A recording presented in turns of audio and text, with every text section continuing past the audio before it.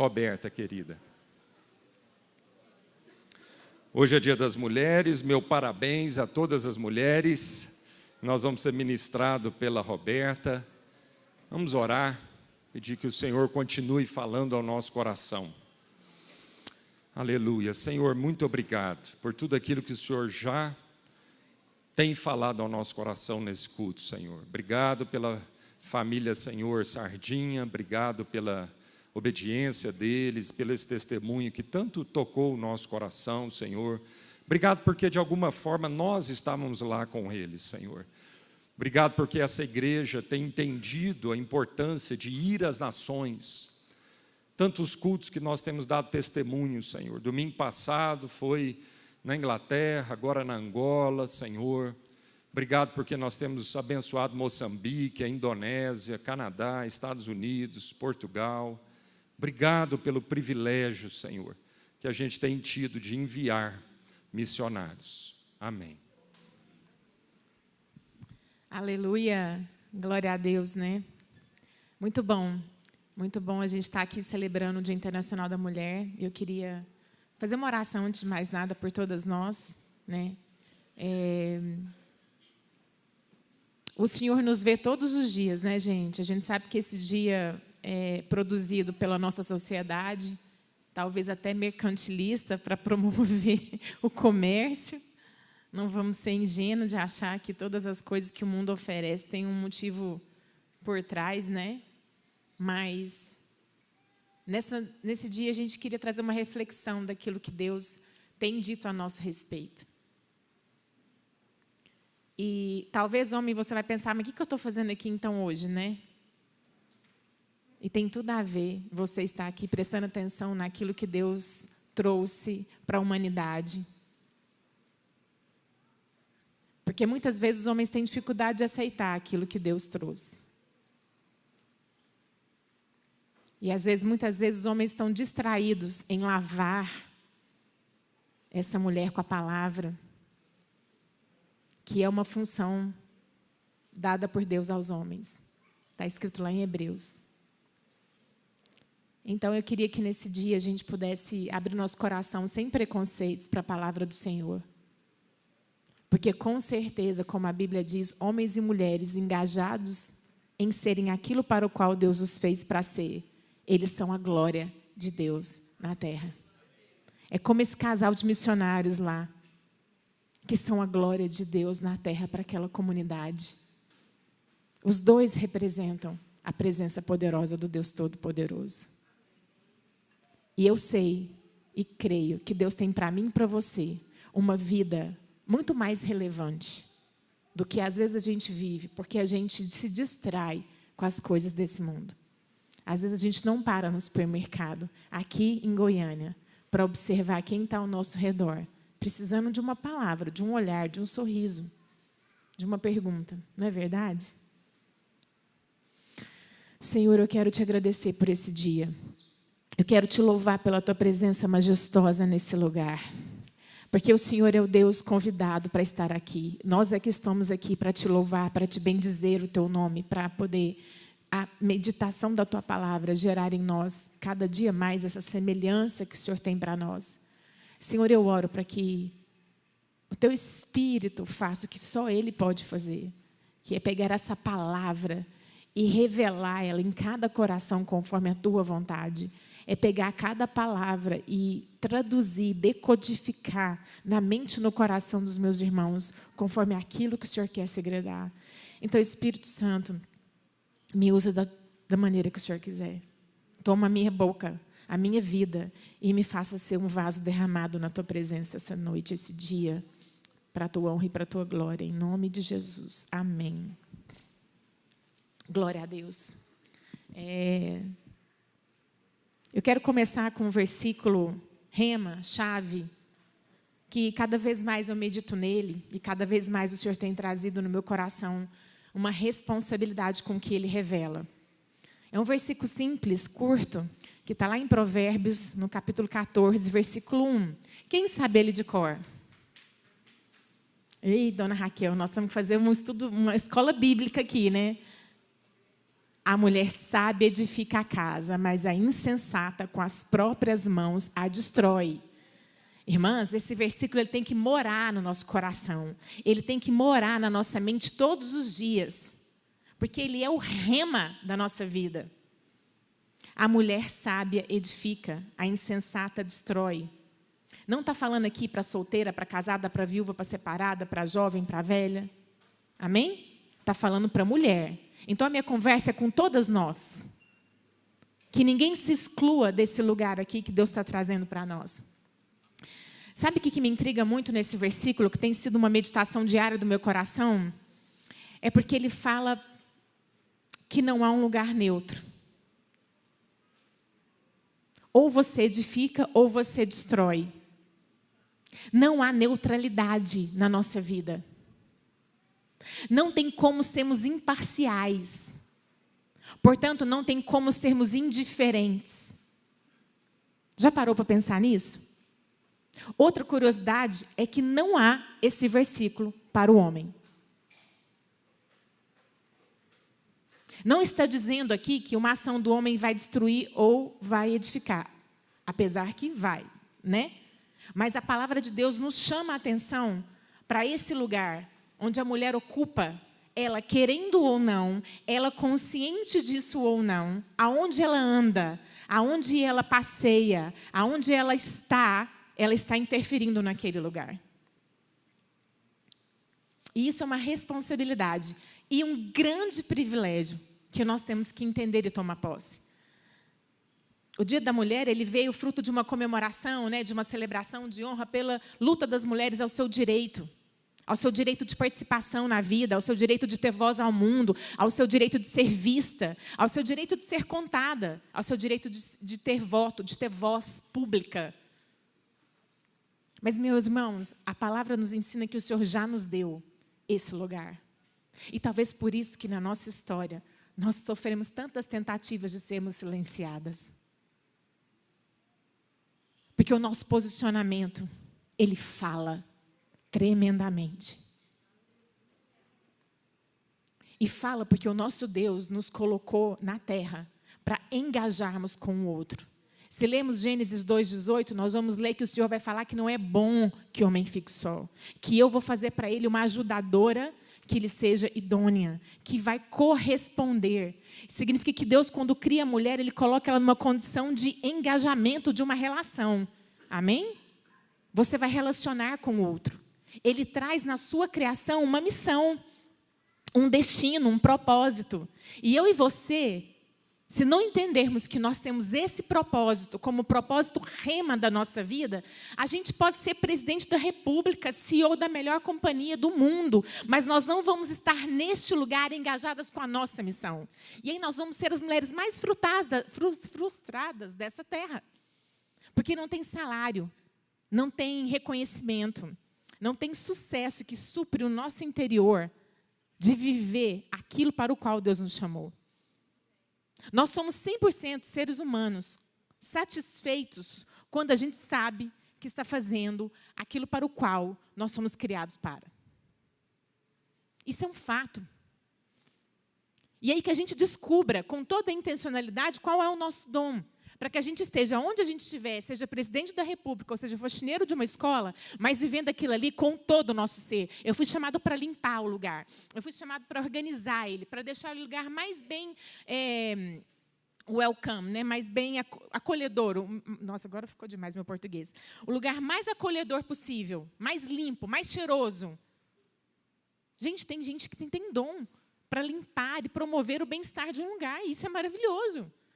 Porque tem gente que não percebe que um lixo faz diferença e que te repulsa a estar naquele lugar.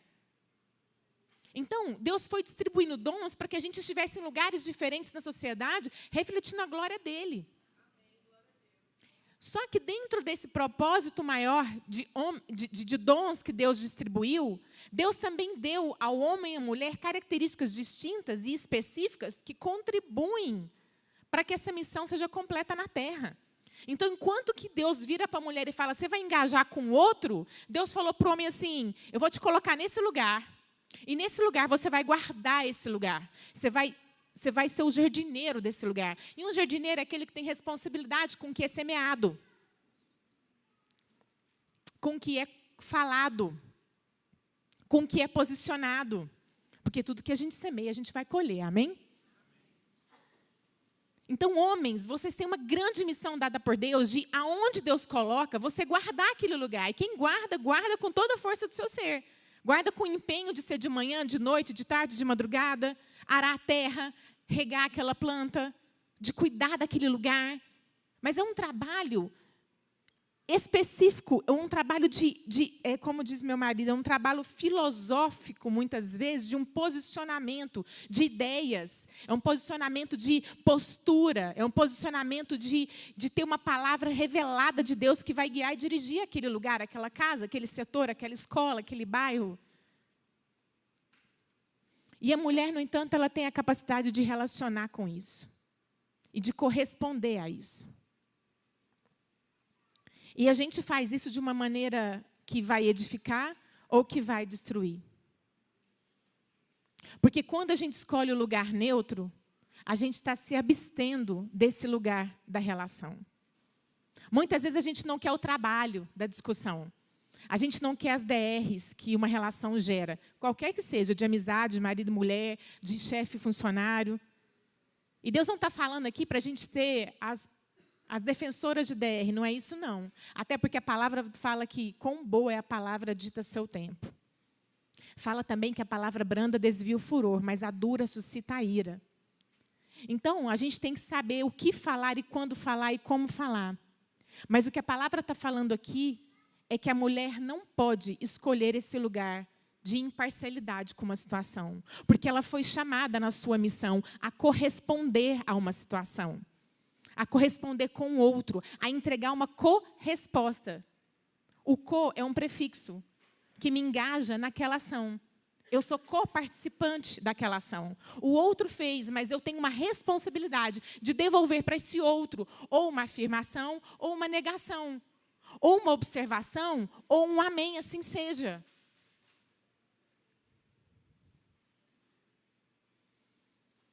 E na busca de poder, na nossa história, nós nos perdemos no nosso propósito. Onde a gente despreza nos lugares mais secretos, nos lugares mais invisíveis, como uma mulher pode operar a vontade de Deus na terra. Nós estamos esperando um reconhecimento público para viver o que Deus nos chamou para viver, sendo que nós temos que estar no nosso lugar secreto, vivendo aquilo que Deus nos chamou para viver. Amém? E diante dessa introdução, né, sobre o nosso posicionamento não pode ser neutro, eu quero trazer uma reflexão para nós em cima de alguns versículos do livro de Provérbios, que, curiosamente, foi o livro escrito por Salomão, que é o livro da sabedoria. É o livro da sabedoria. E ele termina esse livro falando de quem? Das mulheres. Porque a mulher sábia edifica. A insensata destrói. Sabedoria nós temos que buscar. Sabedoria não nasce com a gente, porque nós nascemos numa condição de pecado, nós nascemos num mundo caído. Então, nós não vamos aprender sabedoria com o senso comum. Mas a palavra de Deus fala que nós vamos buscar o Senhor, e o princípio da sabedoria é o temor ao Senhor. Então, buscar a Deus e conhecer a Deus vai trazer para o meu coração sabedoria e conhecimento. É tão sério o que Deus fala na palavra dele sobre a escolha de sermos sábia e a escolha de sermos insensata, que a palavra de Deus lá em Deuteronômio 30, 19, eu quero ler lá com os irmãos, fala o seguinte. Deuteronômio é o último livro de Moisés, antes do povo chegar na Terra Prometida. São as últimas palavras de Moisés para o povo de Israel. Então, é um livro que eu gosto demais de meditar nele, porque são as últimas palavras. As últimas palavras de alguém são palavras que a gente tem que prestar atenção, não é verdade? E aí Moisés diz assim, no versículo 19 do capítulo 30, os céus e a terra tomo hoje por testemunhas contra ti, que te propus a vida e a morte, a bênção e a maldição. Escolhe, pois, a vida para que vivas, tu e a tua descendência, amando ao Senhor, teu Deus, dando ouvidos à sua voz e apegando-se a Ele, pois disso depende a tua vida e a tua longevidade, para que habites na terra que o Senhor, sob juramento, prometeu dar a teus pais Abraão, Isaque e Jacó. Escolhe, pois, a vida. Existe uma escolha na nossa vida. Nós temos que fazer uma escolha. Todos os dias nós fazemos escolhas. E a nossa escolha, ela vai ou para edificar ou para destruir. Ela não tem meio termo. E a vida de Deus é escolhida quando eu conheço o que Deus fala a meu respeito. Você conhece o que Deus fala a seu respeito? Como que está programada a sua semana? Você programou a partir de todas as obrigações que você sabe que você tem que fazer? Eu faço isso. A gente programa, a gente organiza, não é? A partir daquilo que a gente vê. Mas a gente sabe que Deus vê além daquilo que a gente vê. Deus tinha uma outra história para Paula naquele supermercado. Ela foi para comprar um chinelo, mas ela encontrou lá um outro propósito. E Deus, Ele ama revelar para a gente esse propósito no caminho. Ele falou para Abraão, sai da sua tenda, que eu vou te mostrar o destino no caminho. Significa que eu e você, meus irmãos, não temos como ter todo o checklist dado por Deus em mãos no momento que a gente gostaria.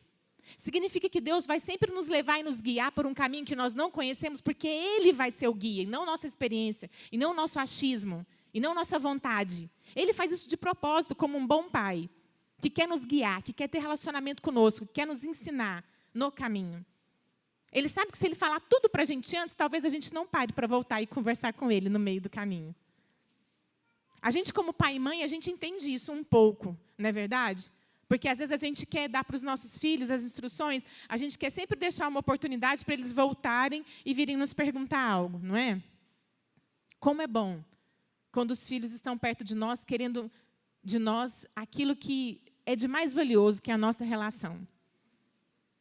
E Deus faz isso com o seu povo, Ele vai guiando o seu povo, e vai guiando eles numa instrução diária para que a gente saiba escolher a vida todos os dias. A escolha da vida, meus irmãos, está no nosso poder. Você escolhe como é que você acorda. Se você vai acordar de bom humor ou se você vai acordar de mau humor. Se você vai acordar vendo o dia com bons olhos ou se você vai acordar vendo o dia com maus olhos. Se o seu coração vai estar disposto a viver o que Deus tem para você ou se você vai já rejeitar na largada falando assim, eu não quero. Não é verdade? Então, a escolha é algo que a gente tem que prestar atenção, porque o resultado das escolhas interferem na nossa vida.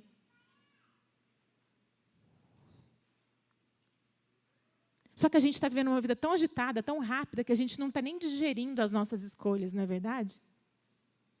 Às vezes a gente não sabe parar para meditar nas escolhas que a gente tem que fazer. Então, mulheres, eu quero trazer para você aqui uma palavra do Senhor para o nosso coração. Lá no capítulo 31 de Provérbios, o primeiro versículo começa falando, mulher virtuosa, quem a achará? O seu valor muito excede o de finas joias. Eu fui procurar saber o que é mulher virtuosa, porque por muito tempo eu sempre falei assim, é uma mulher que tem virtudes. Né? Mas quais virtudes são essas? Essa virtude, a palavra de Deus fala, no hebraico, essa palavra significa chavil. Eu não sei se a pronúncia está certa, porque eu não sei falar hebraico, mas é assim que escreve, chavil. Parte da expressão eret chavil, que significa mulher virtuosa, valente. Referindo-se a uma mulher de força, coragem, habilidade, integridade e caráter inabalável. Eu amei isso aqui. Muito além da moralidade passiva, Chavil descreve uma mulher guerreira ou capacitada com fibra e sabedoria, comparável à força de um exército. E é curioso, porque a palavra de Deus ela toda se confirma. Glória a Deus por isso. E aí, essa definição no hebraico de virtuoso, ela colabora, ela afirma o que a palavra que Deus usa lá em Gênesis 2,18, da mulher ser auxiliadora, essa palavra auxiliadora no hebraico significa ezer. E ezer, ela significa ajuda, socorro, auxílio, que é o que é empregado em Gênesis 2. Só que ela é empregada no sentido do auxílio de Deus na terra. Porque 21 vezes outras, no Velho Testamento, esse ezer também é aplicado. Mas para a pessoa de Deus, que exerce o auxílio e socorro para o seu povo. O que isso significa, meus irmãos e irmãs? Significa que o nosso Deus e Pai colocou, embutiu nos nossos ossos, mulheres, o seu ezer, a sua força, a sua coragem, o seu auxílio, o seu socorro, a sua percepção, a sua interação com o próximo, a sua proatividade, a sua disposição e o seu posicionamento em se engajar com a causa do outro. É por isso que a Paula parou. Talvez um homem não pararia. Porque ele está tão olhando para o lugar que ele tem que guardar, que ele não para a lateralidade das relações que mostram e conduzem para o caminho que a gente tem que ir. Porque nossa visão é limitada. Eu vi que era o chinelo, mas Deus tinha um plano maior que o chinelo. Deus tinha um plano que era uma mulher, era uma criança que eu queria encontrar. E essa lateralidade da visão de Deus, nós não temos toda em nós. Deus vai dando no caminho. Por isso que eu e você precisamos submeter a ouvir o Senhor para Ele nos guiar e nos mostrar qual que é realmente o plano perfeito daquele dia. A palavra de Deus fala, você pode fazer planos, mas a resposta final vem do Senhor. Então, nós devemos fazer planos, mas é Deus que vai conduzir o compasso desse plano. É Ele que vai falar se aquilo realmente vai acontecer no dia ou se Ele vai mudar tudo por conta de uma dor de barriga que você vai ter.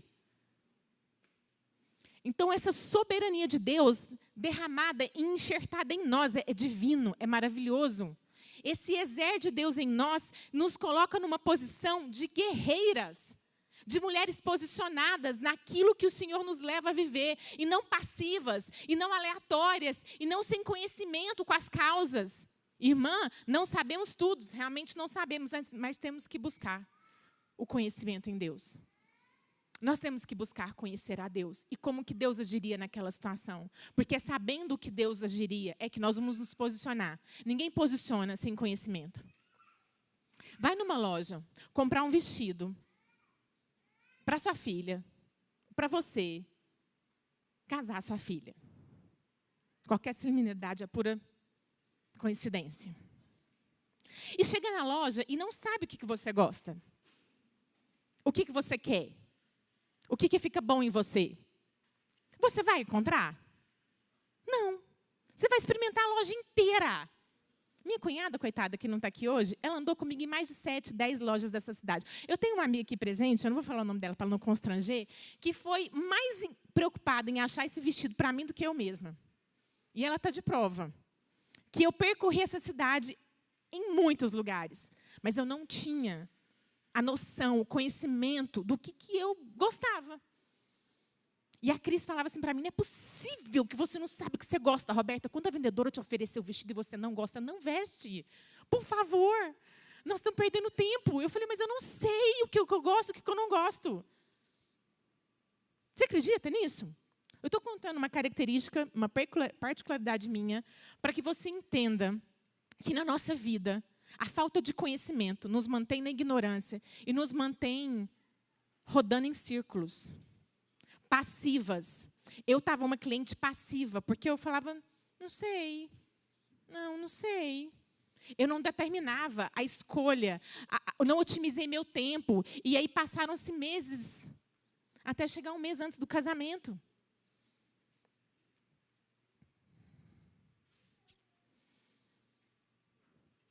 Isso não parece algo espiritual, mas é totalmente espiritual. Sabe por quê, irmãos? Porque eu precisava fazer uma escolha de vida nesse momento da minha história com a minha filha. Cadê ela? Não sei onde ela sentou. Ela até escondeu. Ah lá. Porque um dia o Senhor, nesse drama, falou assim para mim, você precisa deixar a sua filha ir. Você precisa escolher, deixar ela ir. Está entendendo, Roberta? Ela está indo. Anyway. Ela vai. Ela quer ir, mas os seus sentimentos não estão deixando ela ir. escolhe deixar ela ir e se posiciona como quem escolhe. Não fica aleatória, não fica vendo essa coisa passar. Uma hora vai dar certo, uma hora acha, uma hora é isso. Gente, nossas coisas externas refletem as internas. E aí, um mês antes, no encontro de mulheres lá em Ituiutaba, louva a Deus pelos encontros de mulheres, irmãs, porque o Senhor opera grandemente ali nessa junção do povo de Deus em clamor e oração. Uma amiga sentou na hora do almoço e perguntou como é que estava meu vestido. Eu fui dar a história, a novela. E aí chegou nossa pastora, Lana, que eu conheço desde os meus 15 anos, então, para mim, a Lana é muito mais do que minha pastora, ela é minha mãe espiritual. E a Rô chegou logo depois, ela viu essa cena, e ela falou assim, não tem nada, problema nenhum com a costureira, com achar vestido, com dinheiro para comprar, não tem nada disso. O problema é que ela não está se permitindo viver essa hora. Foi, Rô? Houve choro, revelação, quebrantamento, rendi as mãozinhas, falei, eis aqui a tua serva, Senhor, que te obedece agora, e eu vou tomar posse desse lugar, e eu vou escolher casar a minha filha com alegria, esse vestido vai representar isso. Na segunda-feira nós achamos o vestido. Glória a Deus. Eu vou falar mais disso daqui a pouco. Mas esse exer de Deus na nossa vida, que quer que a gente tenha intencionalidade, que quer que a gente tenha noção, que a gente tenha conhecimento, ele nos coloca como quem não está vendo a vida passar, mas como quem é parte e coajudadora de Deus nessa obra redentora na terra. Glória a Deus por isso. Então, mulher, eu e você, que lutamos tantos anos pelas ondas do feminismo, pela nossa história, por um lugar ao céu, que muitas vezes nos foi negado, de verdade, mas que o Senhor nunca nos negou, nós temos esse lugar. E nós precisamos parar de esperar o lugar ideal, a chance ideal, a remuneração ideal, ou ser vista da maneira que a gente gostaria, para a gente exercer tudo que Deus já mandou a gente exercer. E eu queria te dar uma história de uma mulher na Bíblia que vai falar sobre esse posicionamento. Abre comigo lá em Juízes 4.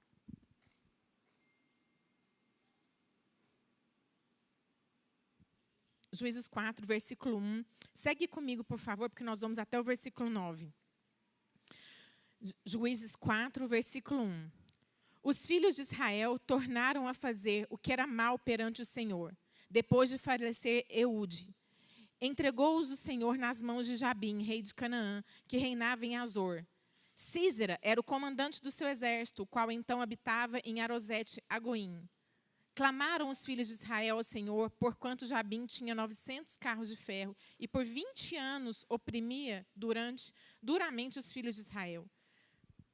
Vocês sabem que o livro de Juízes é o livro que conta da história do povo de Israel, que não tinham um rei para governar, mas tinham de tempos em tempos pessoas que Deus levantava para pelejar a causa do seu povo.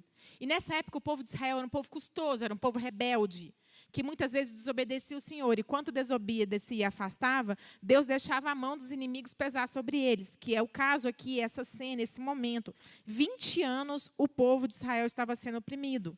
Mas, versículo 4, Débora, profetiza, mulher de Lapidote, julgava Israel naquele tempo. Profetiza. Quem profetiza, profetiza a palavra. Mulher de Lapidote era uma mulher, ela era uma esposa, ela tinha uma casa, com certeza ela tinha filhos. Julgava Israel naquele tempo, julgava um povo perdido, desesperado, desobediente. Ela atendia debaixo da palmeira de Débora, entre Ramá e Betel, na região montanhosa de Efraim, e os filhos de Israel subiam a ela juízo. Ela estava fora de casa trabalhando, pelejando a causa do povo de Deus. Deixa eu te contar uma coisa, Deus nunca foi contra a mulher trabalhar fora. E nem ficar em casa.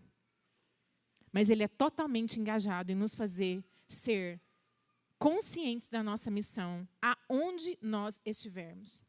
O que nós não podemos é estar passivas, indiferentes ao movimento de Deus, aonde Ele nos colocar. Porque dentro de casa, nós vamos ver aqui, Deus pode nos usar e vai nos usar poderosamente, para que lá fora a gente tenha toda a autoridade para exercer o que dentro de casa e no secreto a gente vive. Amém? Olha o que acontece no versículo 6. Mandou ela chamar a Baraque, filho de Abinoão, de Quedes de Naftali, e disse-lhe: porventura o Senhor, Deus de Israel, não deu ordem, dizendo: vai e leva gente ao monte Tabor, e toma contigo 10.000 homens dos filhos de Naftali e dos filhos de Zebulon? Presta atenção. Essa mulher procura o chefe do exército e fala assim para ele: porventura o Senhor Deus de Israel não deu ordem? Ela sabia o que Deus tinha falado para o seu povo. E ela vai lembrar esse homem que ficou esquecido ou medroso daquilo que Deus já tinha dito. Mulher, eu e você fomos chamadas para conhecer a vontade do Senhor e engajarmos com o nosso próximo. Pode ser nosso marido, nosso filho, nosso vizinho, nosso amigo, nossa amiga. E lembrar ele do que Deus já disse a respeito dele. Amém? E ela faz isso. E farei, aí ela continua, e farei ir a ti para o ribeiro Quizon e a Císera. Olha só, ela vai descrevendo o que Deus revela, como que vai dar a vitória para eles no combate.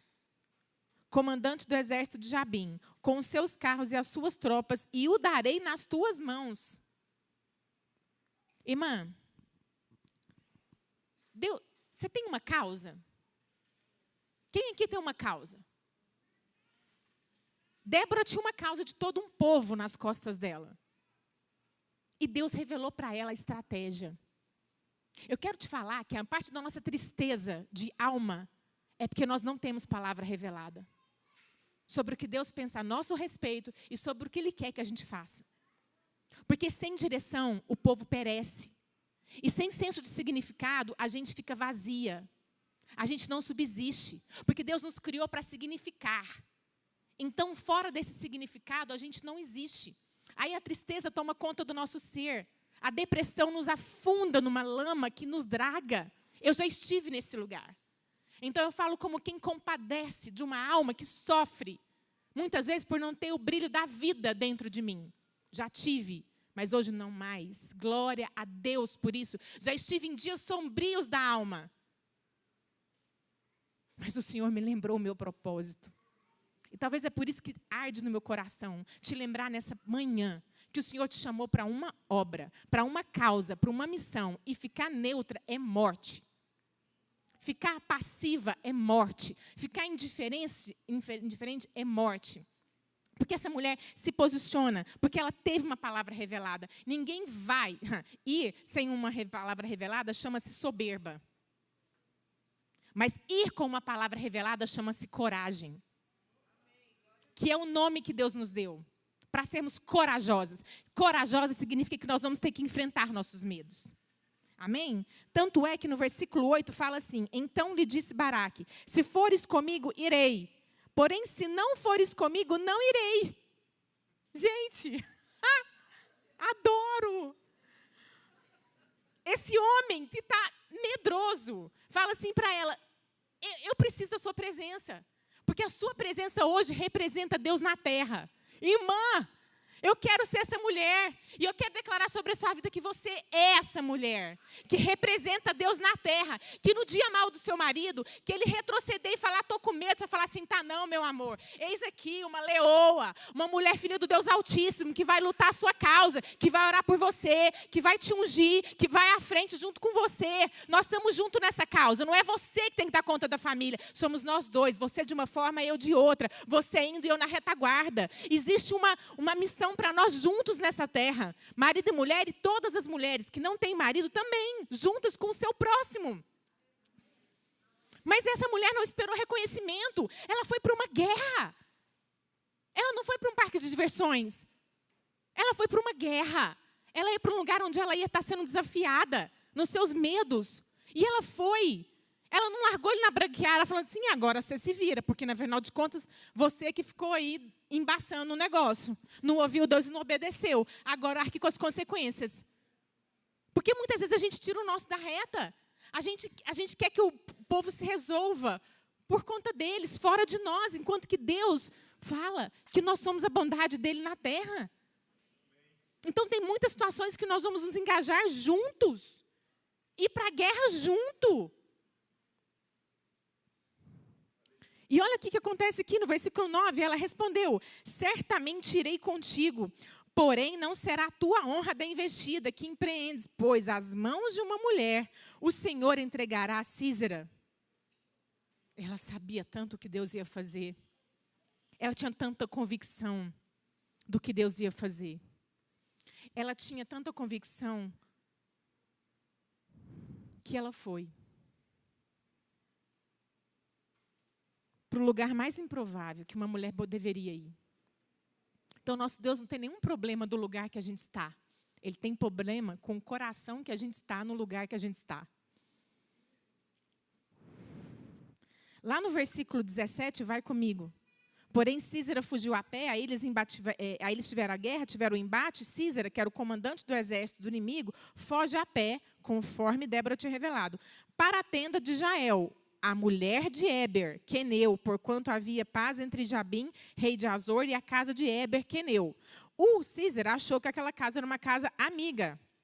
Saindo Jael ao encontro de Sísera, irmãs, vem comigo. Inimigo, chegando, ela dentro da casa dela trabalhando, fazendo comida, batendo estaca, fazendo qualquer coisa. Ela vê o inimigo, saindo Jael ao encontro de Sísera. Ela sai ao encontro dele. Assim como Débora vai em direção a Baraque, lembrar o que Deus tinha falado. Assim como Davi, que quando teve a proposta do rei Saul, vestir a armadura dele, Davi fala, não vou com essa armadura, porque não é essa roupa que o Senhor está trabalhando em mim. Eu vou encontrar Golias com aquilo que Deus me forjou no secreto. Eu já matei um leão, eu já matei um urso, agora eu vou contra esse incircunciso filisteu. E Deus fala para Davi exatamente o que ia acontecer com Golias. Se você ler lá, você vai ver. E tanto é que ele corre em direção a Golias. Então deixa eu te falar uma coisa, meu irmão. Quando Deus te revela algo, você não fica parado. Você se engaja. Você fica ativo. Você tem proatividade. Você tem engajamento, porque Deus te revelou. E você não pode fazer outra coisa que não seja entregar aquilo que Deus te revelou. O que falta na gente é revelação. Às vezes, Deus até revela, Deus vai revelar sempre, mas às vezes você já até escutou a revelação, mas você não obedeceu. E aí você ficou lidando com aquela angústia de que você sabe o que você tem que fazer, mas você não obedece. E aí, meus irmãos, a obediência é o mandamento número 1 do Senhor para nós. Tanto é que o livro de Deuteronômio, se resumir, enxugar ele e assim, apurar, é Moisés falando, obedeçam a lei do Senhor. Amém? E aqui, Jael, olha que curioso, versículo 18. Ela fala assim para ele, entra, Senhor meu, entra na minha tenda, não temas. Retirou-se para a sua tenda e ela pôs sobre ele uma coberta. Gente, nós estamos falando agora de uma mulher dona de casa. Nós falamos de Débora, uma mulher que estava fora de casa, pública, numa posição de destaque naquela sociedade, que foi para uma guerra, e agora nós estamos falando de uma mulher dentro de casa, quietinha, trabalhando lá no secreto, sem ninguém ver, nenhum Instagram bombando com o que ela estava fazendo dentro de casa. Só ela e Deus sabia das suas atividades. Mas ela estava antenada com o movimento do Senhor. Ela estava percebendo, ela estava se inteirando, ela estava sendo ali ativa com aquilo que Deus chamou.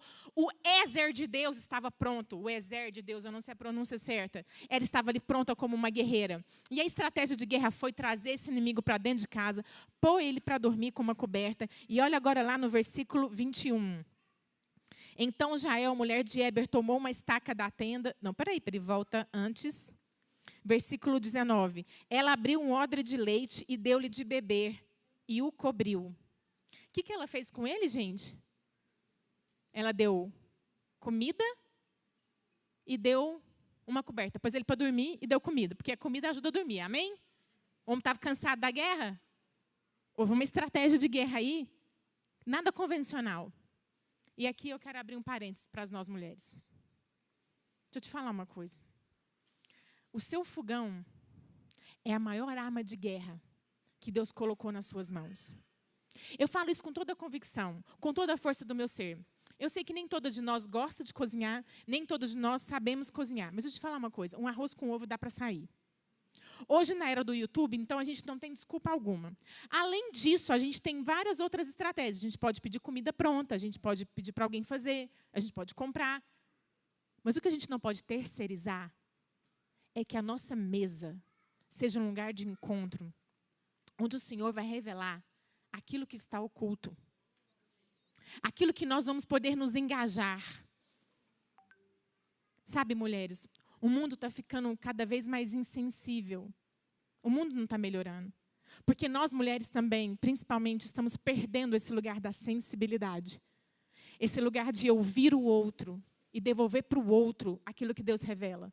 A gente está muito passiva. A gente está vendo a dor e está passando de largo. A gente está olhando a situação e não está engajando com ela para não correr o risco de sermos mal interpretadas, para não corrermos o risco de sermos rejeitadas, para não correr o risco de sermos deslikeadas,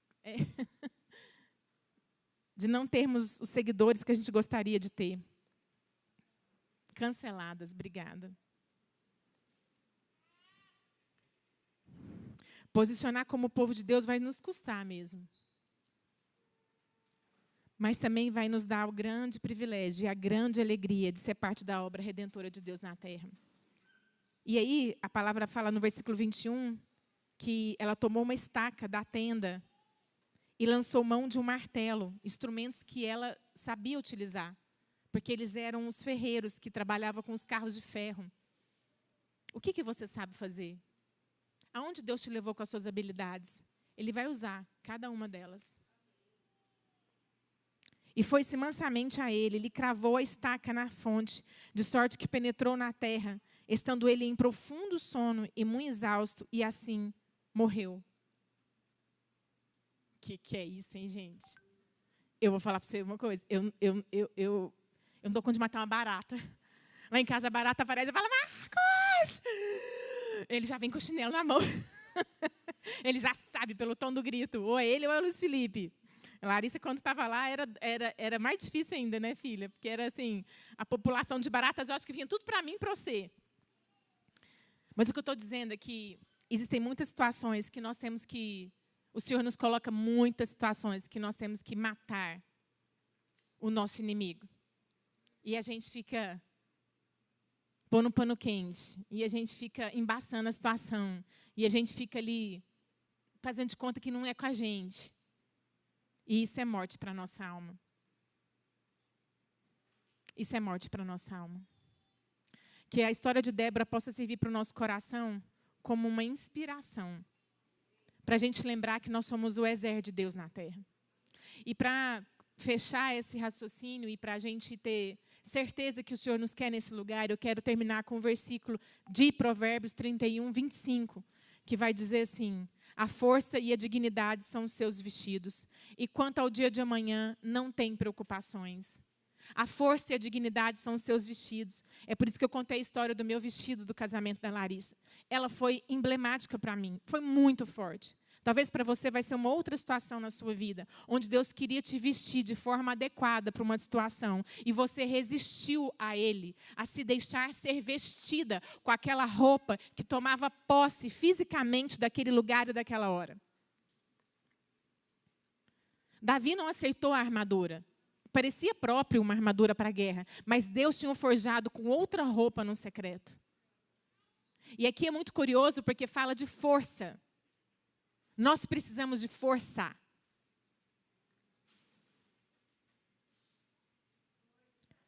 Nós não nascemos com ela. Nos dias maus que eu tive, eu não tinha força para fazer um arroz. Então a nossa força está muito mais enraizada naquilo que pensamos, naquilo que definimos como ser, do que em qualquer outra coisa. Por isso que o Senhor, Ele quer nos vestir, porque Ele quer nos lembrar, Ele quer nos trazer à memória aquilo que somos nele, e Ele vai nos vestir com essa força, porque Ele vai nos preparar durante a caminhada como um exercício de academia que te prepara cada dia num treino novo, num obstáculo novo de força, para que você ganhe mais força. Cada peso que eleva te dá mais força, não é verdade? Você ficar 1 ano no mesmo peso não vai treinar a sua força. Isso é biológico, certo? E espiritualmente também é assim, o Senhor vai nos preparando em diferentes níveis de situações para aumentar a nossa força. Tem um versículo que eu amo demais, lá em Provérbios também, curiosamente. Provérbios é o nosso livro de cabeceira, irmãs. Amém, irmãos? Provérbios 24:10 fala assim: se te mostrares fraco no dia da angústia, a tua força será pequena. Irmãos, Deus quer nos vestir de força. Nós precisamos deixar Deus nos vestir com esse vestido de força e dignidade. Dignidade fala a respeito de vivermos segundo a nossa vocação, sermos dignos da nossa vocação, vivermos de acordo com aquilo para o qual Deus nos chamou, sermos coerentes. E aí, com essa roupa de força e dignidade, nós vamos poder sorrir do dia de amanhã. E sabe o que significa sorrir do dia de amanhã? Significa sorrir para o desconhecido. Porque o dia de amanhã, ninguém sabe. A gente só acha que sabe. Se eu perguntar aqui, cada um já tem uma agenda para amanhã. A gente acha que vai ser aquilo ali, né, Larinha? Mas só Deus sabe o que vai acontecer naquele dia. E, às vezes, o dia da manhã, quando ele tem uma previsão ruim, a nossa alma se angustia. A nossa força diminui. Mas a palavra está falando que eu posso ser vestido de uma força tal, dada por Deus, de dignidade, que me vai fazer sorrir, vai me fazer descansar, vai me fazer entregar para Deus o dia que eu não controlo. Amém? E, curiosamente, aqui aparece um looping da palavra, porque a palavra fala que a alegria do Senhor é a nossa força. Então, o Senhor quer nos vestir de força, para a gente olhar para o dia de amanhã com alegria, para, olhando para o dia de amanhã com alegria, sermos renovados em força. Amém? Então, eu quero terminar declarando sobre a sua vida e sobre a minha vida, que nós não vamos negar esse lugar que o Senhor nos colocou. Que nós vamos escolher a vida, escolhendo sermos sábias. Porque a nossa neutralidade produz destruição. E quando você não souber o que fazer, busque ao Senhor. Ele vai te revelar o caminho, como revelou para Débora. E você vai saber o que responder, como falar, quando falar, para cada situação. Amém? Quem quer ser essa mulher?